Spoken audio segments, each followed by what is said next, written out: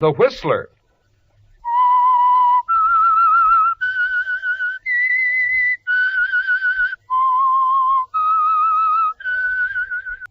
And for Sunday evening listening pleasure, the signal to listen for is this whistle, the Whistler.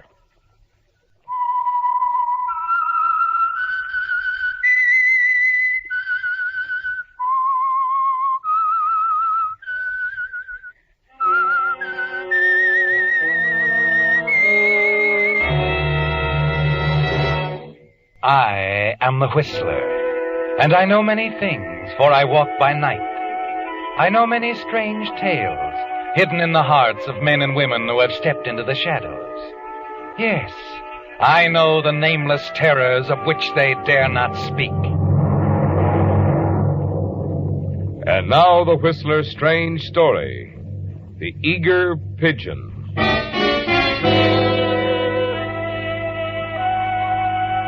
It was neither the best side of town nor the best cocktail bar, but Danny Thorpe's pocketbook wasn't in a very choosy mood or condition. Danny's clothes suggested better things, and as on other occasions, he was counting on them to make things pick up. That was when he first saw her, or rather her reflection in the big mirror across the back of the bar. She was sitting alone, looking thoughtful and beautiful. She also looked out of place in these surroundings. Danny was curious and never wanted to stand on ceremony. He picked up his drink and went over. Excuse me.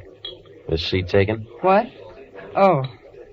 There seems to be plenty of room at the bar. Oh, sure. But why trade reflections when the real thing's only a few feet away, Well, we can confine the conversation to the weather. Warm night, isn't it?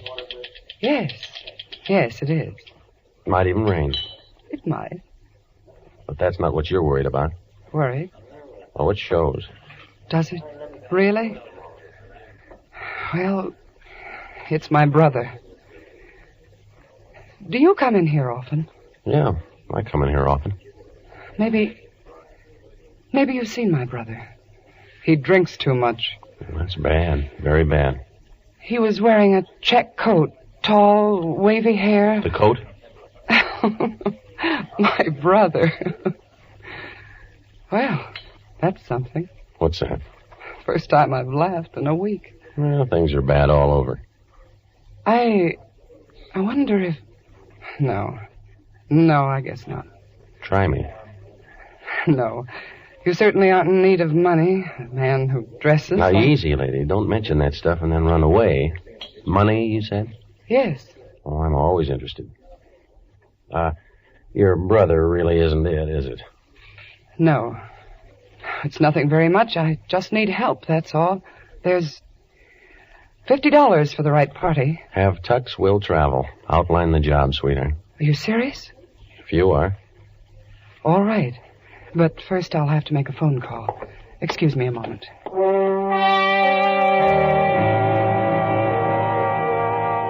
As she moves away, you look after her, telling yourself that it's the fastest deal you've ever managed. But suddenly you begin to wonder, don't you, Danny? Consider. And you ask yourself if it might not be too easy.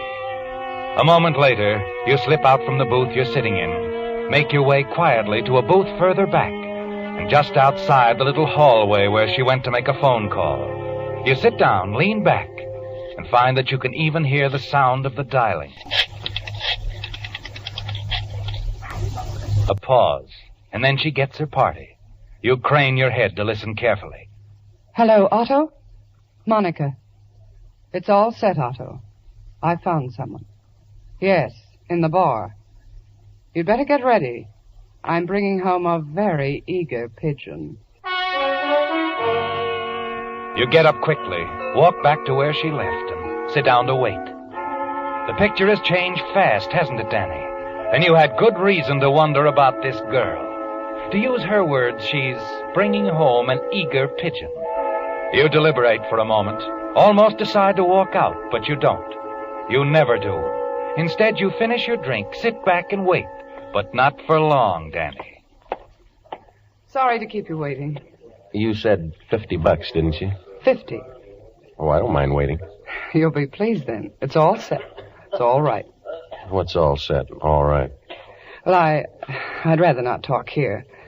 We can go to my apartment. Now, don't tell me it's right around the corner. Not in this neighborhood. Hardly. I have my car. I have my hat. Let's go.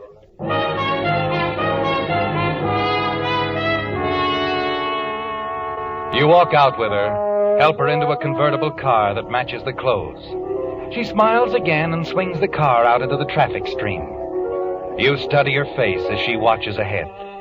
A strange setup, isn't it, Dan? Interesting. And with what you already know about her, there might be considerably more than $50 in this evening for you. Yes, if you're careful, watchful, you might turn her plan, whatever it is, into something for yourself. You've handled fast deals before, haven't you? Yes, and you've always come out ahead. 20 minutes later, she turns into the garage of a smart apartment building. Together, you ride up in an automatic elevator. You decide that it's time to switch the balance of power. What apartment? 502. You, haven't told me your name either. Oh, sorry, it's... Monica. Yeah, I heard. You... No, you don't. Give me that purse. Let it alone. Keep your hand... Well, fancy finding a gun in your purse. Is there anything wrong with a girl carrying something to defend herself? No. There's nothing wrong with a boy doing the same thing, especially when it's your gun and I'm the boy who's got it. It's a big, bad, wicked city, sweetheart. Boys and girls can get hurt. I don't know what you're talking about. Here we are, 5th floor.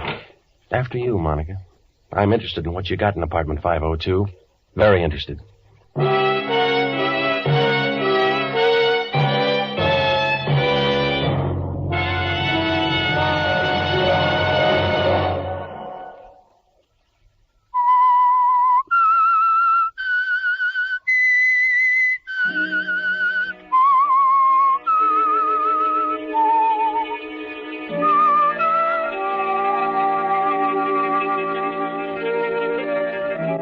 Well, Danny, you've walked into something, haven't you? From the cocktail bar to this fancy apartment. And as you follow Monica down the hall toward apartment 502, you keep watching her, waiting for her to break, to stop and tell you what it's all about. Why she picked you up and lied to you about some sort of innocent job she wanted done. Finally, when you're only a few feet away from the door of the apartment, you decide it's time to stop her. You touch her gently between the shoulder blades with a little revolver you took from her purse. Well, hold it right here, baby. Conference time. Now, I want you to tell me who you talked to on the phone. Who's Otto? Otto? That's what you tagged him. I also heard you say you'd bring the pigeon right up. I don't know what you're talking about. Is Otto the boyfriend? The jealous husband? What is this, a shakedown? No, nothing like that. Don't let the clothes fool you. Look, lady, you could turn me upside down and not shake out a nickel. Please get out of here. Let me alone. Come on, move, honey. I'll follow. I'm just busting to meet Otto. I may even bust Otto. All right, open up. But... Go on inside and then call him. No warning, understand?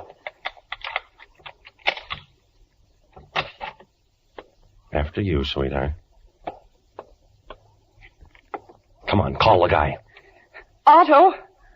Otto! Yeah, we're right there. Been wondering what you've been doing. What's this? It's a gun, Otto, and it wants some fast answers. Who is he, Monica? I'm the pigeon, Otto, but Squab's out of season for you. Look, you better get out of here. This is all a mistake. No, it's a mistake, all right. But I like mistakes when other people make them. Now, come on, move up to the wall. I want to have a look in that room. What? Move, Otto. Come on, move.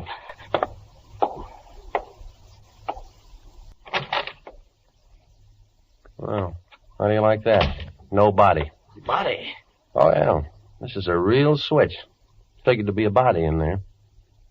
Okay, you'll have to brief me. What's it all about?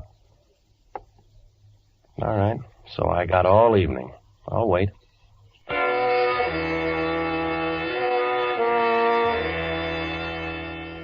It presents an almost humorous picture, doesn't it, Danny? The two of them standing there.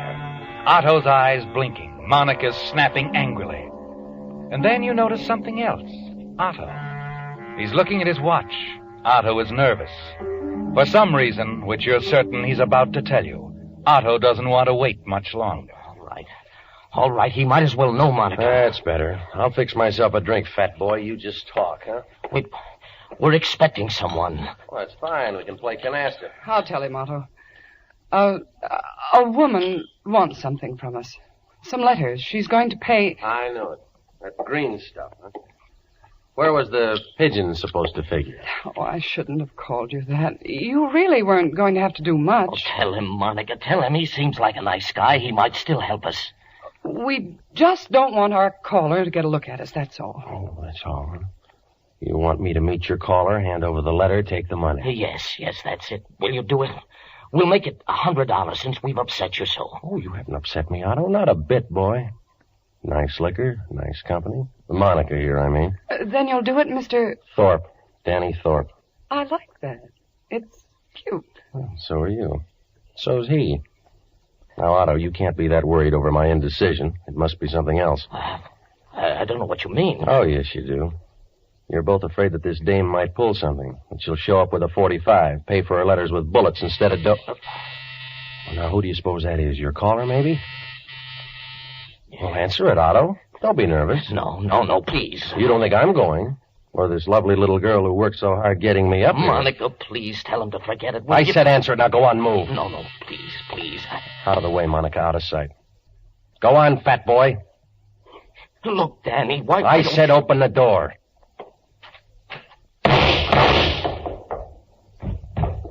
What rough games Otto plays. What excitable playmates. Stop it. Can't you see? He's dead.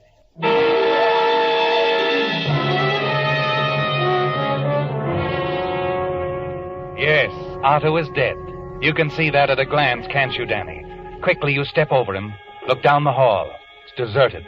Whoever shot Otto made a clean getaway. Then you turn, drag the dead man into the room, and close the door. Monica, a few feet away, stands motionless, staring at you. Dan, wait. I didn't know this would happen. Didn't you, sweetheart? Please, you've got to believe me. That could be me, baby, sprawled out there looking up at the ceiling. I ought to slam you all around this room. Dan, don't I... Mr. Belding. We gotta get out of here. The whole apartment house will be on our necks. Come on, sister, snap out of it. What? I said let's go. There's a back way out of here, isn't there? Yes. You better call the police. Come on, baby. Out.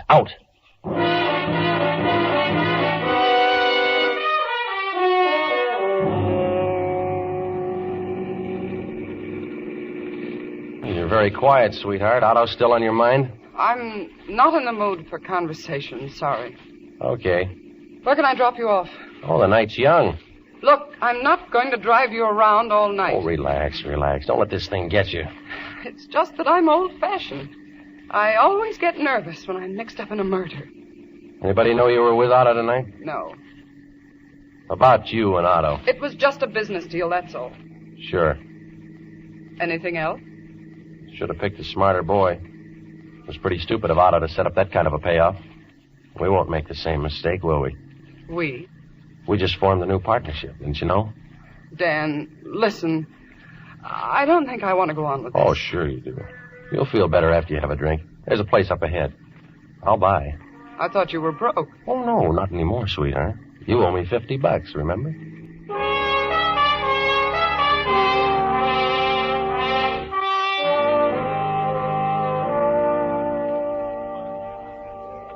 You in the mood for conversation now, Monica? Yes. I guess so, Danny. About this dame you had in the pressure cooker, who is she? Mrs. Granger. Stanley Granger. Of the Nob Hill Grangers? Yes. Husband Stanley is pretty well heeled, isn't he? That's why she married him, for his money. He knew that, but Granger was crazy about her and he didn't care. What do you have on Miss Granger? Nothing. Oh, come on. It's the truth. We don't have a thing. You mean all this was just a bluff? What made you think you could get by with it? Before she was married, Mrs. Granger was a nightclub singer. She had a lot of friends. Otto knew that some of them were mixed up in the rackets. So you took a shot in the dark, figuring she might have something to hide, huh? That's right. She did have something to hide, didn't she? It's too bad Otto had to find it out the hard way. Yes, it's too bad. Now what do we do? We go right on with it. Only this time we're going to shake Miss Granger down for murder. Either she did it, her husband did it, or they hired someone to do it. We in business? We're in business.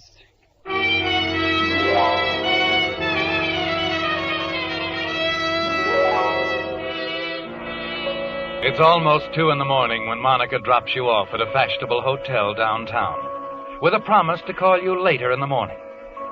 The future looks bright, doesn't it, Danny? Yes. And for the first time in weeks, you enjoy a comfortable night's rest. It's almost noon of the following day when you wake up, have breakfast sent up to your room, and the morning paper. It's all there, isn't it? On the front page. The killing at apartment 502. You're not going to make the mistake Otto made, are you? No. You have it all planned, don't you? Know exactly what you're going to do. But first, you've got to be sure of Mrs. Granger, that you're dealing with the right person. That afternoon, you leave the hotel and slip into a phone booth. The Granger residence? Mrs. Granger, please. Whom shall I say is calling? Just tell her it's about apartment 502. She'll talk to me. Apartment 502, sir? Yeah. Go on, Junior. Hello. Mrs. Granger? Yes? Listen careful, sweetheart. I have some information to sell. It's about Otto Fielding and why it was knocked off. You can buy it for $10,000 or I'll hand it over to the DA for free. You follow me? Yes. Well, that's fine. I'll be out at the Blue Pelican bar tonight. It's usually pretty crowded, so don't get any ideas. Be there at 9 o'clock. Have the dough in a white envelope. And carry it in your right hand.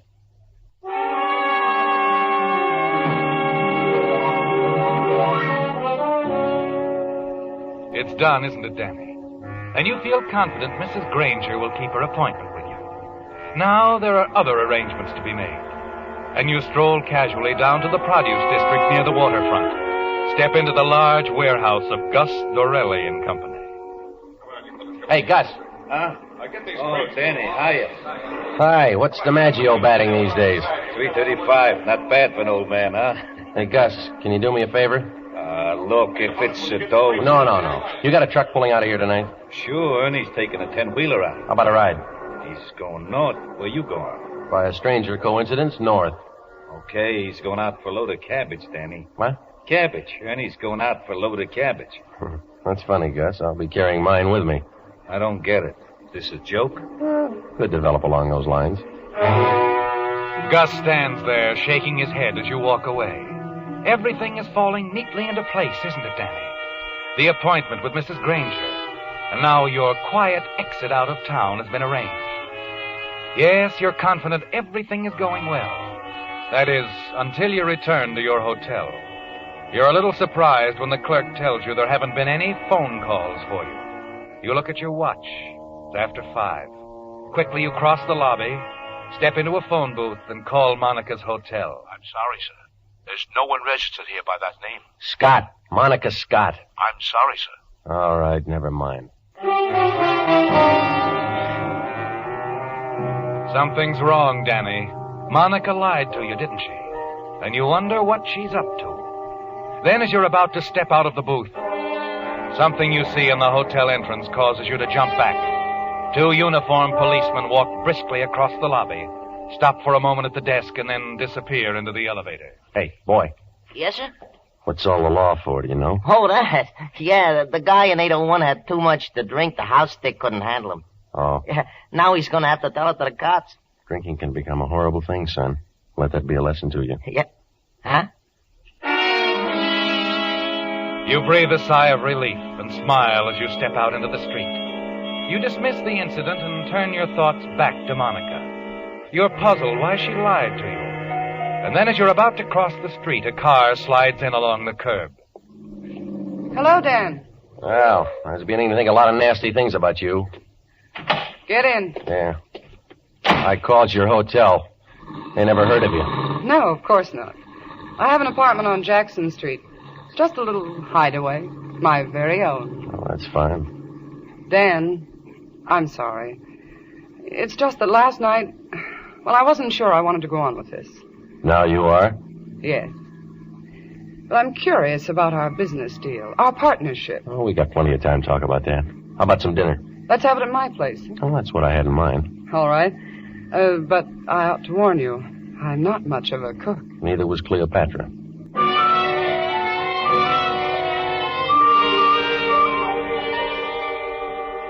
Well, here you are, Monica. We're out of soda. Plain water okay? Fine, just fine, Danny. Sit down. Yeah. You know, it's pretty good stuff. Nothing's too good for little Monica. And from now on, it'll be champagne. Sure. I hate to bring up business again, Danny. What's on your mind? What? I said, what's on your mind? I was thinking about Mrs. Granger. You figured out a way? You said you would. No, not yet, baby. You haven't? It takes time. I want to case this setup pretty well before I make a move. I'm beginning to understand you, Danny. That's good. You know something? I'm getting awfully sleepy. Have a hard day at the mangle? Maybe I need something to eat. Come on, help me fix dinner. Oh, look, let's hold it off for a while yet, huh? I have to run out to meet a guy. I'm late now. Oh, Danny. Oh, I'll be back, sweetheart. This is very important. Well, you hurry. Sure. You'll stay right here and wait for Danny, huh? I won't budge an inch.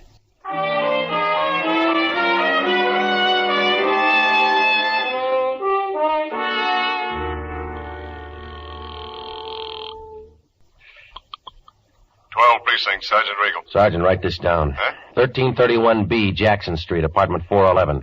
The dame who was with Otto Felding when he was knocked off last night is there now. Her name is Scott. Monica Scott. Wait a minute, who is this? You might have a little trouble waking her up, Sergeant. Some louse gave her a sleeping tablet. It just goes to show, pal. You can't trust anybody these days.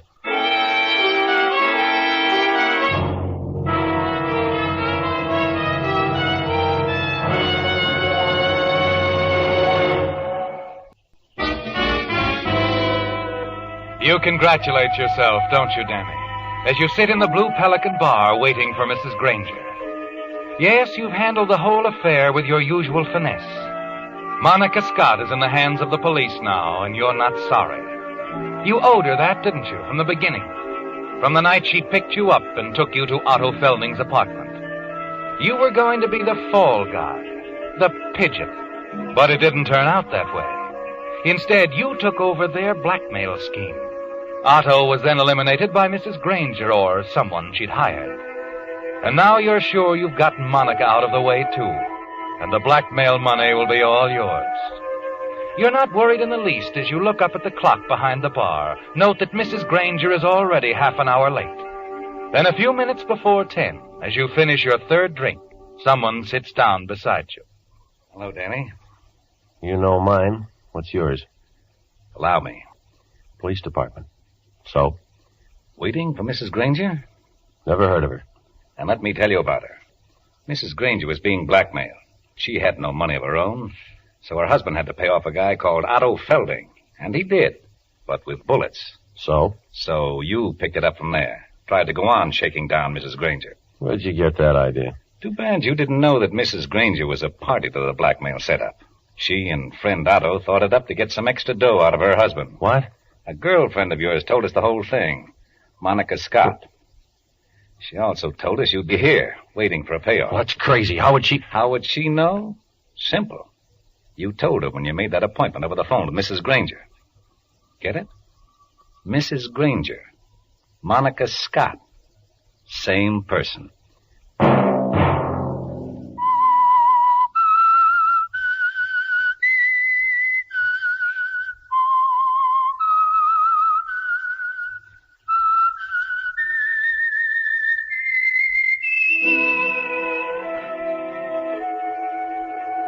Let that whistle be your signal for the Whistler each Sunday night at the same time.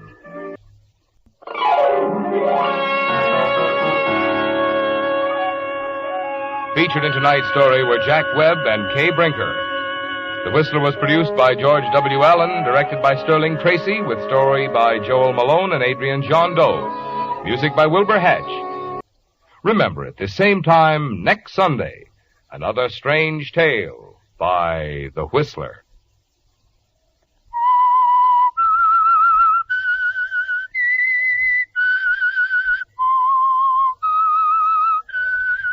Marvin Miller speaking. This is CBS, the Columbia Broadcasting System.